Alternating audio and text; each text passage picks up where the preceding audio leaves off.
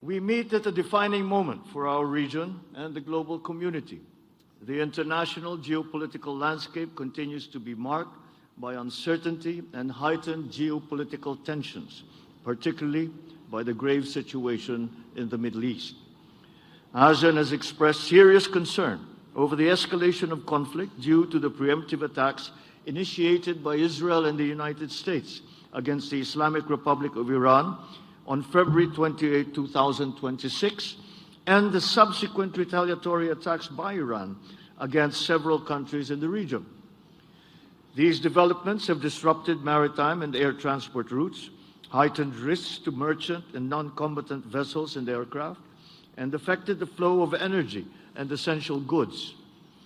Against this backdrop, we come together guided by ASEAN's long-standing commitment to peace and the collective positions expressed by each ASEAN member state. The immediate cessation of hostilities, the peaceful settlement of disputes, the protection of civilians and civilian infrastructure, and the restoration of safe, unimpeded, and continuous transit passage in the Strait of Hormuz. For ASEAN, these challenges are deeply felt by our people through higher living costs, supply disruptions, threatened livelihoods, economic strain, growing vulnerability, both in our homelands and amongst our nationals in the Middle East. First, we must ensure regional energy security and resilience. At a time of heightened volatility, ASEAN must strengthen coordination and reinforce preparedness, pursue practical collective measures to safeguard a stable energy supply and improve interconnectivity. Second, we must work together to stabilize food security.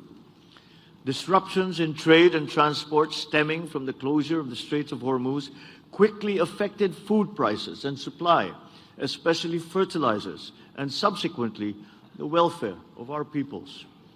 Our task is to ensure that ASEAN remains responsive to strengthen and expand intra-ASEAN trade and build the capacities to safeguard and fortify our food systems across the region. Third, we must uphold the safety of ASEAN nationals. In moments of crisis, ASEAN solidarity must be measured by our ability to act in concert to safeguard our peoples wherever they may be.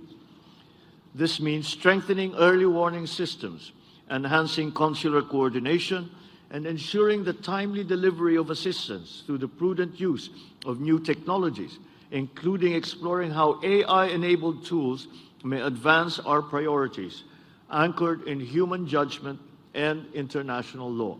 To this end, we recognize the importance of maritime cooperation and look forward to the adoption of the ASEAN Leaders Declaration on Maritime Cooperation, which includes the Philippines' proposal to establish an ASEAN Maritime Center, which will serve as an important platform for maritime cooperation in coordination with relevant ASEAN and ASEAN-led mechanisms.